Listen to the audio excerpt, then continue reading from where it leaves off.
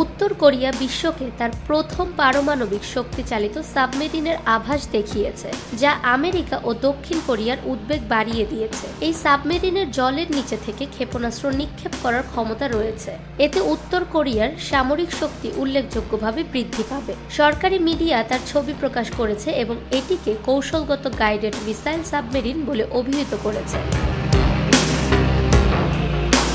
বিশেষজ্ঞরা বিশ্বাস করেন যে এই সাবমেরিনটি ৬,০০০ থেকে ৭,০০০ টন ওজনের এবং প্রায় ১০টি ক্ষেপণাস্ত্র বহন করতে সক্ষম হবে। দক্ষিণ কোরিয়ার বিশেষজ্ঞদের মতে স্ট্র্যাটেজিক গাইডেড মিসাইল শব্দটি ইঙ্গিত দেয় যে এটি পারমাণবিক অস্ত্র বহনে সক্ষম হবে, যা মার্কিন যুক্তরাষ্ট্র এবং তার মিত্রদের জন্য মারাত্মক হুমকি হতে পারে। কিম জং উন ২০২১ সালে একটি সামরিক সম্মেলনের সময় একটি পারমাণবিক শক্তি চালিত সাবমেরিন নির্মাণের ঘোষণা করেছিলেন। এখন এই প্রকল্প বাস্তবায়িত হলে উত্তর কোরিয়ার সামরিক সক্ষমতার বড় ধরনের পরিবর্তন আসতে পারে।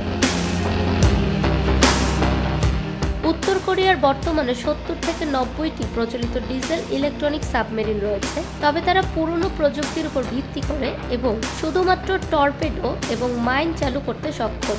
উত্তর কোরিয়ার ২০২৩ সালে একটি পারমাণবিক হামলার সাবমেরিন লঞ্চ করার দাবি করেছিল, তবে বিশেষজ্ঞরা এটিকে একটি পরিবর্তিত ডিজেল সাবমেরিন বলে বর্ণনা করেছেন। নতুন সাবমেরিন নির্মাণ উত্তর কোরিয়ার সামরিক শক্তিতে বড় ধরনের পরিবর্তন আনতে পারে। ফাহমিদা বিনতে আনোয়ার, নিরপেক্ষ নিউজ ডেস্ক, ঢাকা।